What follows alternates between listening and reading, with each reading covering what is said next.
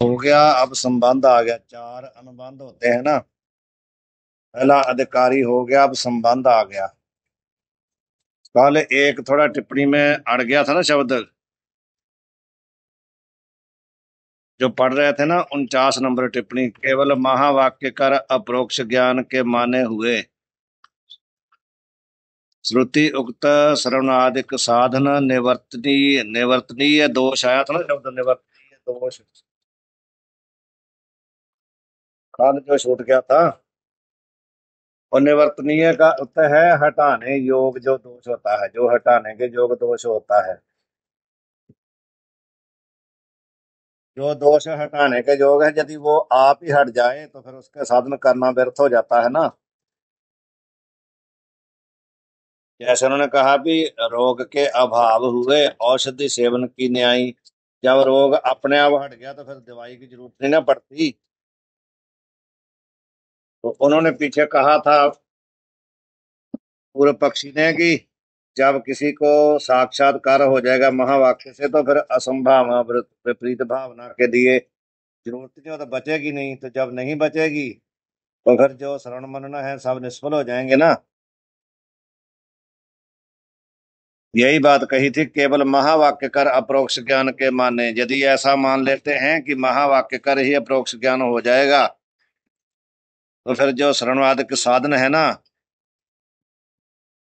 इनकी जरूरत नहीं रहेगी। निवर्तनीय दोष होता है जो हटाने के योग था, जो असंभावना विपरीत भावना हटाने के योग था, वो महावाक्य से ही हट गया तो फिर ये सर्वनाद के निष्फल हो जाएंगे। आगे चले अब।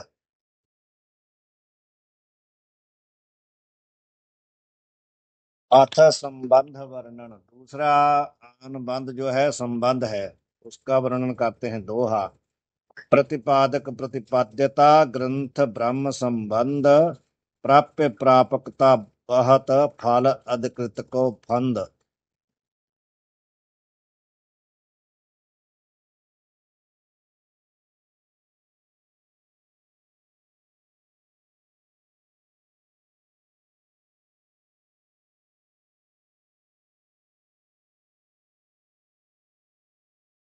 अब ये कहते हैं कि प्रतिपादक और प्रतिपाद्यता जो ग्रंथ का और ब्रह्म का क्या संबंध है आपस में, ये बताने लगे हैं। संबंध तो दो में होता है ना। संबंध जो भी होता है वो दो में होता है, एक में नहीं होता है, दोनों में रहता है संबंध। दुरिष्ट संबंधम, जो संबंध होता है दोनों में रहता है। तो यहाँ पर एक ब्रह्म है, एक ग्रंथ है। तो ग्रंथ हो गया प्रतिपादक और ब्रह्म हुआ प्रतिपाद्य। तो प्रतिपादक प्रतिपाद्यता संबंध है ग्रंथ का और ब्रह्म का आपस में। बाकी समझ की नहीं। भाव जिसको कहा जाता है वो प्रतिपाद्य होता है, जो कहता है वो प्रतिपादक होता है। तो यहाँ पर किसको कहा जा रहा है? ब्रह्म को। तो ब्रह्म हुआ प्रतिपाद्य और ग्रंथ कह रहा है, ग्रंथ हुआ प्रतिपादक। समझ गए?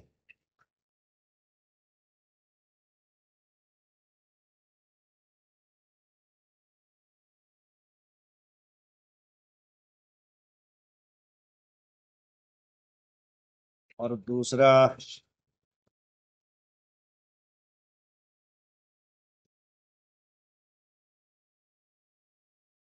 ये कहते हैं प्राप्य प्रापकता कहत। दूसरा ऐसा भी कहा जाता है प्रापकता और प्राप्य। प्राप्य कौन हुआ? ब्रह्म। प्रापक कौन हुआ?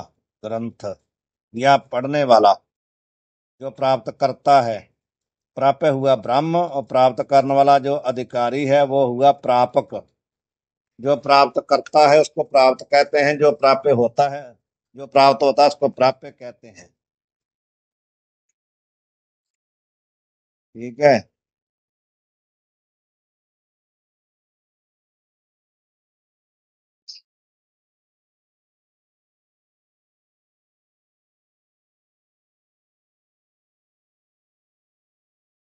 यहाँ पर दो प्रकार के संबंध बता रहे हैं। समझ आई? एक ग्रंथ का और ब्रह्म का, दूसरा ब्रह्म का और प्राप्त करने वाले का, दो हो गए ना। तो ग्रंथ का और ब्रह्म का तो संबंध हुआ प्रतिपादक प्रतिपाद्य संबंध, और फल का और प्राप्त करने वाले का क्या हुआ, प्राप्य प्रापक संबंध। जो फल है वो हुआ प्राप्य, जो अधिकारी है वह हुआ प्रापक। समझाई। दो प्रकार का संबंध यहाँ बता रहे हैं, ग्रंथ का और ब्रह्म का, फल का और फल प्राप्त करने वाले अधिकारी का, उसमें क्या क्या संबंध है। ये दोनों समझ में आ गए कि नहीं? मनप्रीत सिंह समझ आ गए? आगे टीका पढ़ते हैं। ग्रंथ और विषय का प्रतिपाद्य प्रतिपादक भाव संबंध है, बता दिए ना ये। ग्रंथ प्रतिपादक है और विषय प्रतिपाद्य है। जो प्रतिपादन करने वाला होवे सो प्रतिपादक कहिए है, जो प्रतिपादन करने को योग्य होवे सो प्रतिपाद्य कहिए है। खोल दिया ना पूरा। अधिकारी का और फल का प्राप्य प्रापक भाव संबंध है। फल प्राप्य है और अधिकारी प्रापक है। जो वस्तु प्राप्त होवे सो प्राप्य कहिए है, जहाँ को प्राप्त होवे सो प्रापक कहिए है। अधिकारी और विचार का, ये दो तो ऊपर बता दिए थे ना। अब तीसरा और देखो, टीके में बता रहे हैं, अधिकारी और विचार का कर्तृ कर्तव्य भाव संबंध है। यहाँ पर अधिकारी है और विचार है, तो विचार क्या हुआ, कर्तव्य हुआ, और अधिकारी क्या हुआ, कर्ता हुआ। अधिकारी कर्ता है और विचार कर्तव्य है। जो करने वाला होवे सो कर्ता कहिए है, और करने योग्य होवे सो कर्तव्य कहिए है। ये तीसरा संबंध बता दिया। अब चौथा बता रहे हैं, ग्रंथ का और ज्ञान का जन्य जनक भाव संबंध है। ग्रंथ हुआ जनक और ज्ञान हुआ जन्य, भाव उत्पन्न होने वाला। विचार द्वारा ग्रंथ ज्ञान का जनक है। विचार के द्वारा ग्रंथ क्या है, ज्ञान का जनक है, पैदा करने वाला। और ज्ञान हुआ जन्य, जो उत्पत्ति करने वाला होवे सो जनक कहिए है, जाकी उत्पत्ति होवे सो जन्य कहिए है। इससे आदि लेके और भी संबंध जान लेने। ये तो कहते हैं हमने चार ही बताए हैं ना, और भी जान लेने, वो सब टिप्पणी में लिखे हैं, पढ़ लेंगे आपके नहीं?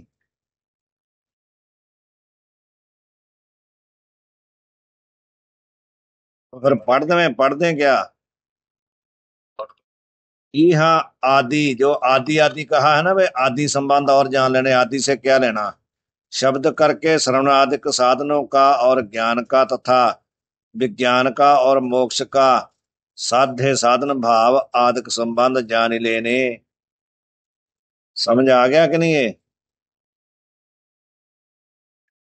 शब्द करके, शब्द के द्वारा ही जो श्रवणादिक है साधनों का,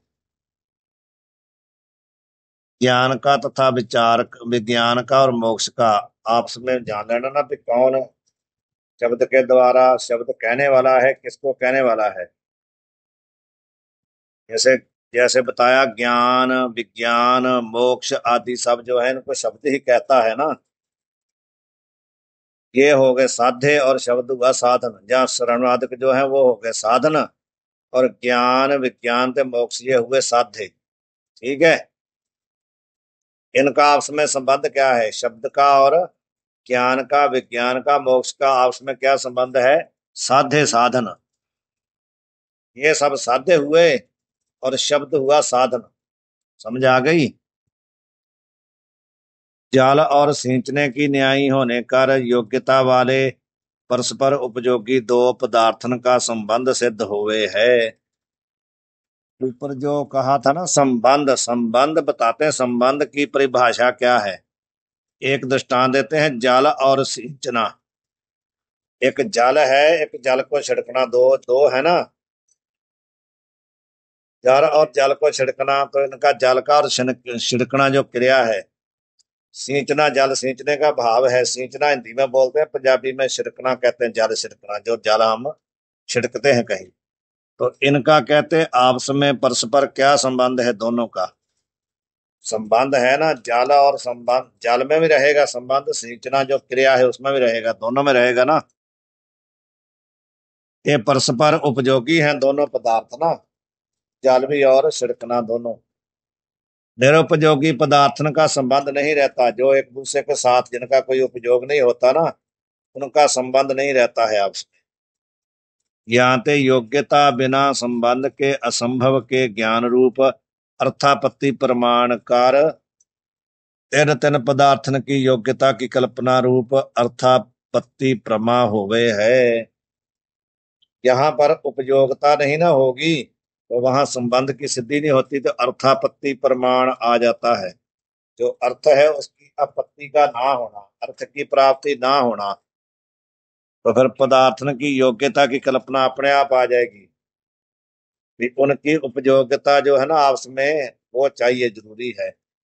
इस हेतु तय शास्त्र विषय संबंध का व्यवहार लिखा है, अन्य प्रयोजन अर्थ नहीं। और कोई इसका प्रयोजन नहीं है, इसके द्वारा पदार्थ की योग्यता की कल्पना होती है कि ये पदार्थ आपस में योग्यता इनमें दोनों में है, इसलिए संबंध का वर्णन किया।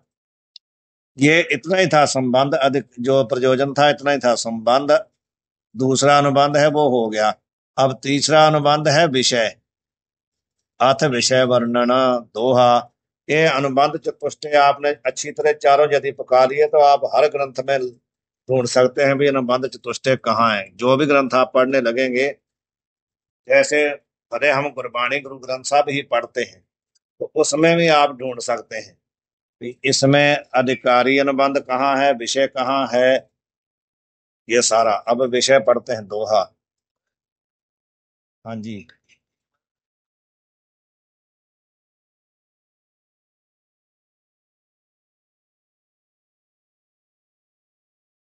हाँ, बाकी तो फिर ग्रंथकार ने अपने को खोल के बता दिए ना।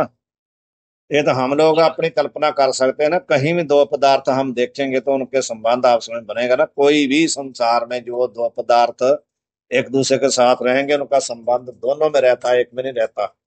संसार में भी आप देखते हैं ना, जो संबंध बनते हैं संसार में, रिश्ते बनते हैं, दो में होते हैं ना, एक में थोड़ी होते हैं। कोई भी संसार की वस्तु को देख लो, जो आपस में दो परस्पर उपयोगी होंगे उन संबंध उन दोनों में रहेगा। अब विषय की बात करते हैं दोहा। जीव ब्रह्म की एकता कहत विषय जन बुद्धि, तिनको जे अंतर लहें ते मतिमंद अबुद्धि। अब यहाँ पर विषय क्या है? जीव ब्रह्म की एकता, यही विषय है ना इस ग्रंथ का।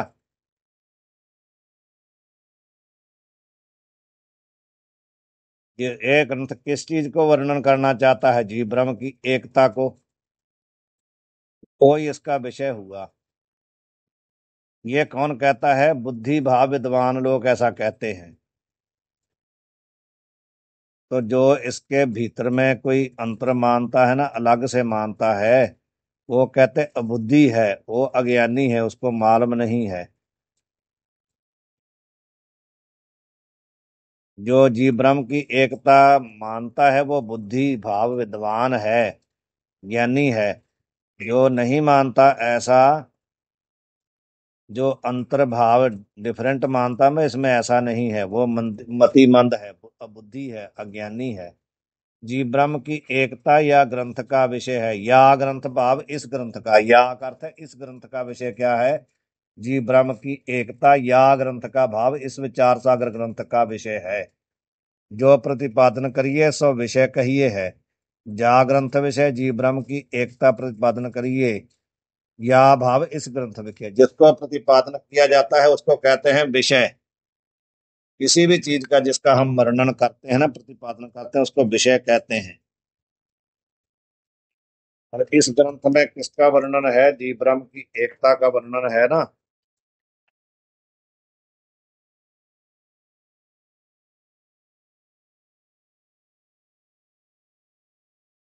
याते सो एकता ग्रंथ का विषय है। सो एकता सर्वदेव के वचन प्रतिपादक करे हैं। सो एकता सर्व वेद के वचन प्रतिपादन करे हैं। जो जीव ब्रह्म की एकता है ना, कहते हैं जितने वेद है ना, सभी चार वेद हैं जैसे, जहाँ जितनी उपनिषदें हैं, उनके सबके वचन उस जीव ब्रह्म की एकता को प्रतिपादन करते हैं। या तो जीव ब्रह्म का भेद कहे हैं, ते पुरुष छाठ हैं और वेद के विरोधी हैं। छठ का अर्थ मूर्ख होता है ना। जो लोग जीव ब्रह्म का भेद मानते हैं ना, वो मानो वेद के विरोधी हैं और मूर्ख हैं। इसकी टिप्पणी देख लो। जय पुरुष पर पुरुष के मुख से आगे प्रिय वचन बोलते हैं और अन्य ठिकाने ताका बहुत अप्रिय कर डालते हैं, वे छाठ कहिए हैं। छाठ किसको कहते हैं, मूर्ख किसको कहते हैं? जो किसी के मुख पर तो उसकी स्तुति करता है, बहुत मीठे वचन बोलता है, और उसके पीछे उसको बहुत गाली निकालता है, उसको मूर्ख कहते हैं, साठ कहते हैं। यही कह रहे हैं कि जो वेद के वचनों के विरोधी हैं वो साठ हैं, मूर्ख हैं, अबुद्धि हैं। ये हो गया विषय का। अब तीजा क्या है? प्रयोजन। चौथा चौथा अनुबंध क्या है? प्रयोजन। तीन हो गए ना, और चौथा अनुबंध है प्रयोजन। दोहा। परमानंद स्वरूप की प्राप्ति प्रयोजन ज्ञान, जगत समूल अनर्थ पुनि है ताकि अति हानि। इस ग्रंथ का प्रयोजन क्या है?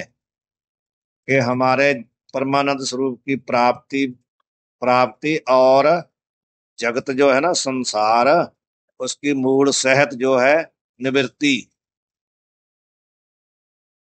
जगत समूल, समूल भाव जो उसका कारण है माया, उसके सहत जो अनर्थ रूप जगत है, अनर्थ का होता दुख, दुख रूप जो जगत है ना, उसका मूल के सहत उसकी अच्छे करके हानि का तथा निवृत्ति कराना और परमानंद स्वरूप की प्राप्ति, ये इस ग्रंथ का प्रयोजन है। ठीक है, मैं पढ़ लूं। प्रपंच का कारण जो अज्ञान और प्रपंच, वह जन्म मरण रूपी दुख का हेतु है। यहाँ पे अनर्थ कहिए हैं। आ गई। अनर्थ कहते हैं जो भाव दुख का कारण है, जन्म मरण के दुख का कारण है जगत, इसलिए अनर्थ भी इसको कह देते हैं। ता अनर्थ की निवृत्ति और परमानंद की प्राप्ति मोक्ष कहिए है। मोक्ष प्राप्त कराना, यही प्रयोजन है ना इस ग्रंथ का। तो मोक्ष का स्वरूप क्या है? परमानंद स्वरूप की प्राप्ति और अनर्थ की यानी दुख की जगत की निवृत्ति, यही मोक्ष है। सो ग्रंथ का परम प्रयोजन है। और अवांतर प्रयोजन जन, अवांतर प्रयोजन भी है ना एक। एक तो इसका मुख्य प्रयोजन हुआ मोक्ष की प्राप्ति, और अवांतर होता है जो प्रमुख नहीं है। गौण प्रयोजन इसका क्या है? ज्ञान प्राप्त कराना। जा विषय पुरुष की अभिलाषा होवे सो परम प्रयोजन कहिए है। प्रयोजन किसको कहते हैं? ये उसकी परिभाषा बता रहे हैं। या विषय पुरुष की अभिलाषा, जिसमें पुरुष की अभिलाषा होती ना, इच्छा होती है, उसको प्रयोजन कहते हैं। और ताकू पुरुषार्थ भी कहिए हैं। जिसने विचार चंद्रोदय पढ़ा होगा ना, उसको ये मालूम होगा। सबसे पहला जो उसमें पहली कला है ना, उसकी पहली पंक्ति है विचार चंद्रोदय की, पुरुष इच्छा विषय पुरुषार्थ जोई से। ये उसकी पहली पंक्ति है। पुरुष इच्छा विषय पुरुषार्थ जोई सोई। कि पुरुष की इच्छा का जो विषय होता है ना, उसको बोलते हैं पुरुषार्थ। ठीक है, पुरुष इच्छा विषय पुरुषार्थ जोई। ठीक है। सो अभिलाषा दुख की निवृत्ति विषय और सुख की प्राप्ति विषय सर्व पुरुषन की होवे है। सभी लोगों की क्या इच्छा है कि मेरे दुख की निवृत्ति हो जाए, मेरे को सुख की प्राप्ति हो जाए। सबकी इच्छा है ना। सोई मोक्ष का स्वरूप है। यहाँ ते परम प्रयोजन मोक्ष है और ज्ञान नहीं है। काहे ते? ये उसकी मतलब ऊपर कहा था कि अवांतर प्रयोजन ज्ञान है और मुख्य प्रयोजन परम प्रयोजन मोक्ष है। उसको कह रहे हैं कि जहां पर मोक्ष ही परम प्रयोजन है, ज्ञान नहीं। काहे ते सुख की प्राप्ति और दुख की निवृत्ति का साधन तो ज्ञान है, और सुख की प्राप्ति का दुख की निवृत्ति का ज्ञान नहीं। ये कहते हैं सुख की प्राप्ति और दुख की निवृत्ति का साधन तो ज्ञान है।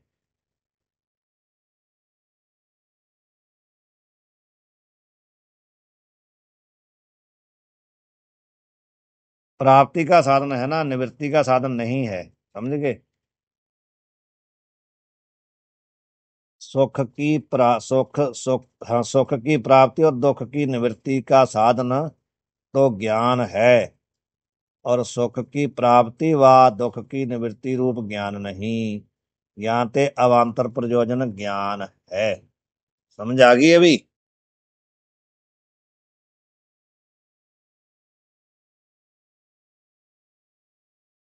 बाबियो, आवाज नहीं आ रही, बाहर नहीं आ रही ताड़ी आवाज। कुछ बोल रहे हो क्या? अर्जुन सिंह कुछ बोल रहे हैं? आवाज नहीं आ रही ਤੁਹਾਡੀ। ਮੈਨੂੰ नहीं सुन रही आवाज। अर्जुन सिंह, पता नहीं ਤੁਹਾਡੀ आवाज नहीं आਉਂਦੀ।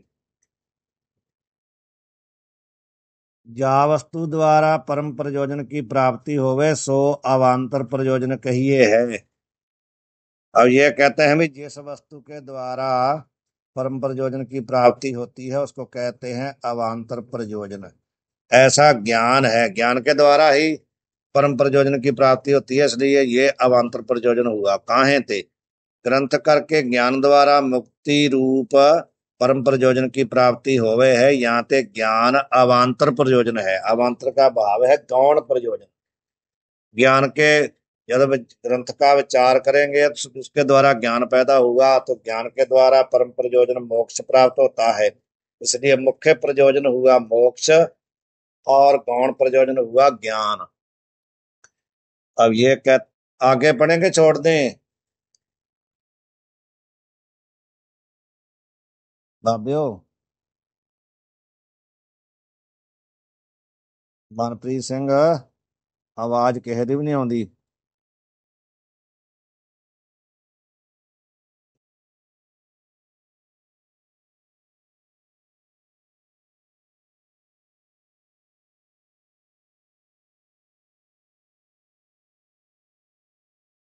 हाँ जी, ਹੁਣ आ रही, पहले पहले नहीं आ रही थी, अब आ रही है।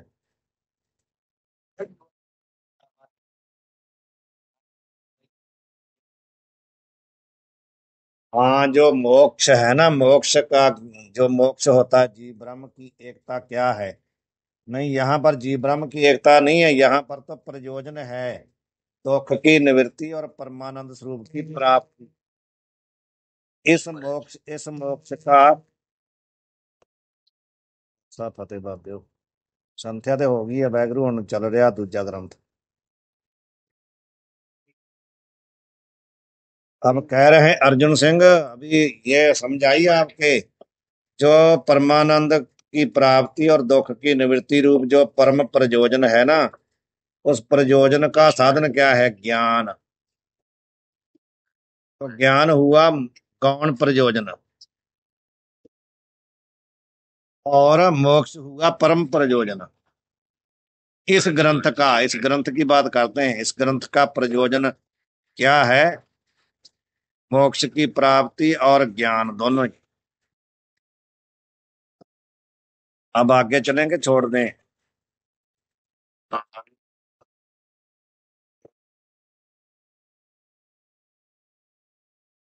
ग्रंथ के प्रयोजन में शंका और ता का समाधान आप बता रहे हैं।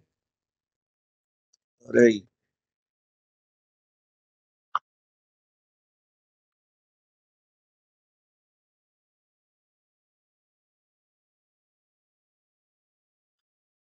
अभी भी नहीं आए, पता नहीं क्या बात है। रिकॉर्डिंग में भी त्रुटि आ गई हमारे तरह की। चलो रही।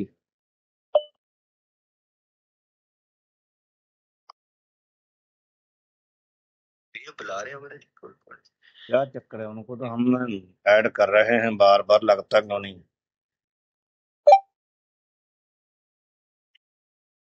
हाँ जी।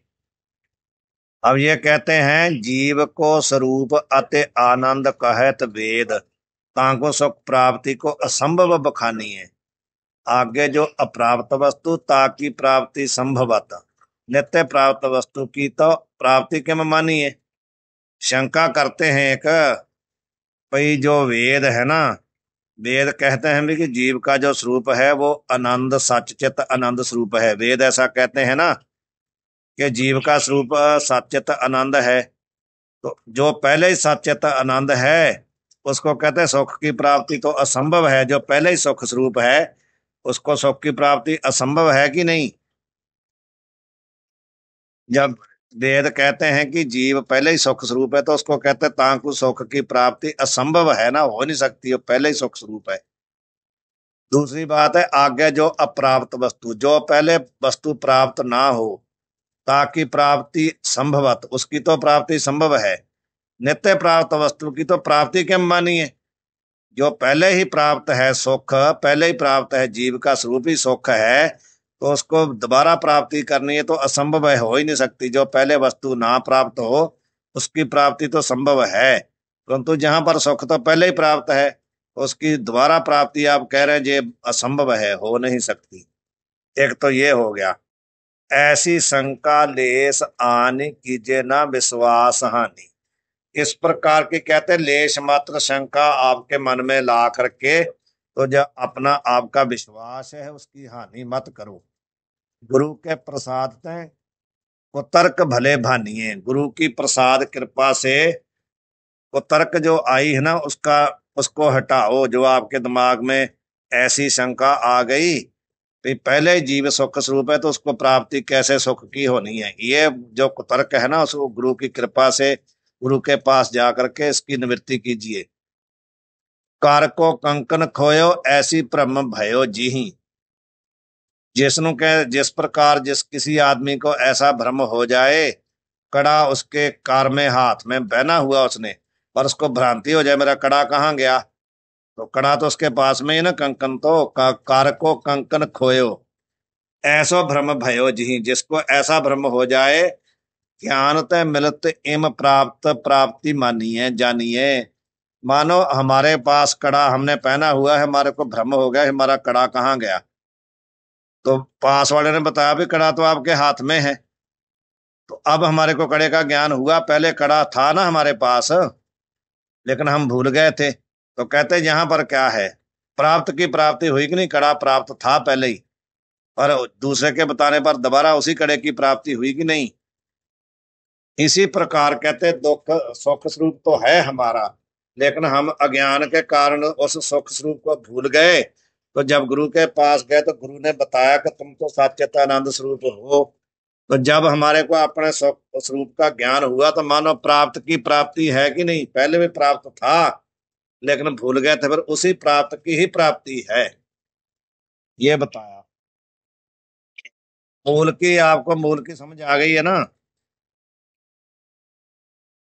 उसी की टीका है। अब पूर्व कहा था अनर्थ की निवृत्ति और परमानंद की प्राप्ति ग्रंथ का प्रयोजन है। अभी कह के आए हैं सो बने नहीं, कहते वो नहीं बनता आपका जो आपने कहा था। काहे थे सर्व वेद जीव को ब्रह्मानंद स्वरूप वर्णन करे हैं और तुम अंगीकार भी करो हो। और जो वस्तु अप्राप्त होवे ताकि प्राप्ति संभव है, सदा प्राप्त वस्तु की प्राप्ति सर्वथा बने नहीं। यहाँ ते सदा परमानंद स्वरूप आत्मा को परमानंद की प्राप्ति कहना सर्व प्रकार करके असंभव है। सीधा ही है ना ये तो। भाई पहले आप ऐसा कह चुके हो कि जीव जो है सुख स्वरूप है, आनंद स्वरूप है, परमानंद स्वरूप है, ये बात आप मान चुके हो। तो जो वस्तु पहले प्राप्त होती है उसकी प्राप्ति असंभव होती है। तो जो पहले परमानंद स्वरूप आत्मा है उसको परमानंद की प्राप्ति कहना आपका असंभव है, बनता नहीं। यहां तक शंका है।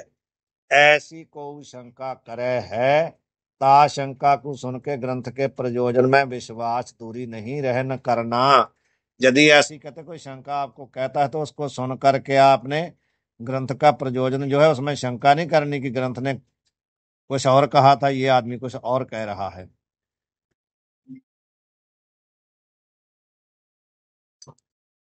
यार रुक जाओ 2 मिनट। हाँ जी। किंतु आत्मविद्या के उपदेश करने वाला जो गुरु है, तिनकी कृपा तय शंका रूपी जो कुतर्क है सो दृष्टांत से दूरी कर देना। यदि कोई कहता है, किसी के कहने पर आपको शंका कुतर्क हो जाती है, तो उस कुतर्क को कैसे दूर करेंगे? जो आत्मज्ञानी गुरु हैं उनके पास जा करके, तो उनके द्वारा दृष्टांत सुन के ऐसी शंका को हटाना। वो दृष्टांत बताते हैं, सो दृष्टांत कहिए है। जैसे काहू के हाथ में, ऊपर मूल में दिया था ना, वही है। जैसे काहू के हाथ में कंकन होवे, कंकन भाव कड़ा, ताकू ऐसा भ्रम हो ही जावे जो मेरा हाथ का कंकन खोया गया। ऐसी शंका होगी कि मेरे हाथ का कड़ा कहीं चला गया। तब वाकू किसी के कहें से कंकन का ऐसा ज्ञान हो जावे जो मेरा कंकन हाथ में है। उसने बताया कि आपका तो कंकन आपके हाथ में ही है। तब वह ऐसे कहे हैं मेरा कंकन मिल गया है। हम फिर कहते हैं ना, हाँ मिल गया मिल गया मिल गया। पहले कहते थे मेरा कड़ा कहाँ गया, अब कहते मिल गया मिल गया।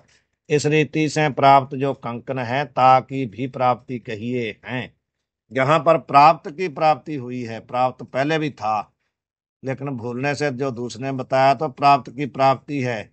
शंका किसी ने यह करी थी कि जो पहले ही सुख स्वरूप है उसको प्राप्त है, तो उसको दोबारा सुख कहाँ से प्राप्त होगा? यो शंका इस दृष्टांत से निवृत्त करिए। यहां तक हुआ दृष्टांत।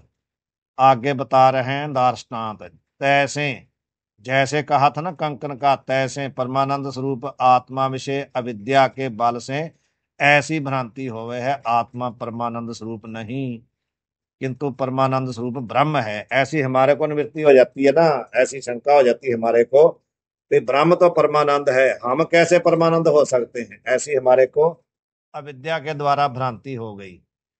ता ब्रह्म का और मेरा वियोग हो गया है, ऐसा हो जाता है ना कि वो तो परमानंद स्वरूप है, हम कैसे परमानंद हैं, हमारा उसके साथ वियोग है। उपासना करके ताम ब्रह्म को मैं प्राप्त होऊंगा, ऐसी भ्रांति हुई। इस रीति की भ्रांति बहुत मूर्ख प्राणियों को होवे हो रही है। ये देख लो, हमारे कोई मूर्खों में गिनते हैं। ग्रंथकार कहते हैं भी जिसको ऐसी भ्रांति होती कि ब्रह्म अलग है मैं अलग हूं, वो मूर्ख है। यद्यपि बहुत पंडित भी ऐसे कहे हैं, तथापि वे मूर्ख ही हैं। अब ये कहते हैं जो विद्वान पढ़ा लिखा अपने आप को मानता है, यदि वो भी ऐसा कहता है कि परमानंद स्वरूप ब्रह्म है मैं नहीं हूं, तो वो भी पढ़ा हुआ मूर्ख ही है। काहे ते जो जीव ब्रह्म का वियोग अंगीकार करे है, ते मूर्ख कहिए हैं। तेन पुरुषन को उत्तम संस्कार से जो कदाचित ब्रह्म ज्ञानी आचार्य से वेदांत ग्रंथ के श्रवण की प्राप्ति होए जावे, तब सुन अर्थ को निश्चय, सुने हुए यानी जो सुना हुआ जो अर्थ उसको निश्चय करके कहे हैं परमानंद हमारे को ग्रंथ और आचार्य की कृपा से प्राप्त भया है। जब कोई उनका पुण्य उदय होता है तो उनको ऐसे ज्ञानी गुरु मिल जाते हैं, तो उनके द्वारा जब वेदांत श्रवण करते हैं, उसका चिंतन करते हैं, तो बाद में ऐसा मानते हैं कि परमानंद की प्राप्ति हमारे को आचार्य की कृपा से हुई है। यह उनका कहने का अभिप्राय है। आत्मा तो परमानंद स्वरूप आगे भी था, परंतु मेरा आत्मा परमानंद स्वरूप है इस रीति से ज्ञान नहीं होए होवे था, ऐसा ज्ञान नहीं था। आत्मा तो पहले ही परमानंद स्वरूप है, परंतु हमारे को अविद्या के कारण ऐसा ज्ञान पहले नहीं था। यहाँ ते अप्राप्त की न्याय था, हमारे को तो अप्राप्त था ना, जब हमारे को ज्ञान नहीं था। आचार्य द्वारा ग्रंथ श्रवण से परमानंद का बुद्धि विषय भान होवे है, जाते परमानंद की प्राप्ति कहे हैं। इस रीति से प्राप्ति की प्राप्ति बनने तय परमानंद की प्राप्ति रूप ग्रंथ का प्रयोजन संभव है। ये शंका की थी ना, शंका दूर कर दी। जैसे प्राप्त की प्राप्ति ग्रंथ का प्रयोजन है, तैसे नित्य निवृत्ति निवृत्ति भी प्रयोजन संभव है। दो दो यहाँ पर दो पार्ट है ना मोक्ष के स्वरूप में, एक तो है परमानंद की प्राप्ति, दूसरा है दुख की निवृत्ति। तो जैसे परमानंद की प्राप्ति का मतलब था कि पहले भी प्राप्त था, हमारे को अज्ञान से अप्राप्त जैसा लगता था, तो जब गुरु के द्वारा ग्रंथ श्रवण किए तो फिर हमारे को ज्ञान हो गया, तो ऐसा लगा जैसे पहले प्राप्त नहीं था अब प्राप्त हो गया, परंतु है प्राप्त था पहले भी। वहां प्राप्ति की ही प्राप्ति हुई है। उसी प्रकार जो दुख की निवृत्ति की बात करते हैं ना, दुख हमारे में कभी भी नहीं था, लेकिन हमको लगता कि अब हम दुखी हैं। जब गुरु से ग्रंथ श्रवण किए तो लगा कि हमारे दुख की अब निवृत्ति हो गई है। तो ये कहते हैं हमें, जैसे प्राप्ति की प्राप्ति प्रयोजन है, ऐसे ही नित्य निवृत्ति निवृत्ति, जो पहले ही निवृत्ति है उसकी निवृत्ति ऐसे लगता है कि ग्रंथ के द्वारा हुई है। दार्ष्टान्त, जेवरी विषय सर्प नित्य निवृत्त है और जेवरी के ज्ञान ते निवृत्त होवे है। जेवरी में सर्प है नहीं ना, पहले ही नित्य ही नहीं है, परंतु जब जब तक हमारे को जेवरी का रस्सी का ज्ञान नहीं है तब तक उस सर्प की निवृत्ति नहीं होती। तैसे आत्मा विषय संसार नित्य निवृत्त है, आत्मा में संसार है नहीं, भाव दुख है नहीं, अनर्थ है नहीं, ताकि निवृत्ति आत्मा के ज्ञान से होवे है। यहाँ ते नित्य निवृत्ति की निवृत्ति और नित्य प्राप्ति की प्राप्ति ग्रंथ का प्रयोजन है। टिप्पणी आपने पढ़ लेना इनकी, यदि नहीं लगेगी तो फिर कल को बताना। वाहिगुरु जी का खालसा, वाहिगुरु जी की फतेह। ठीक है जी।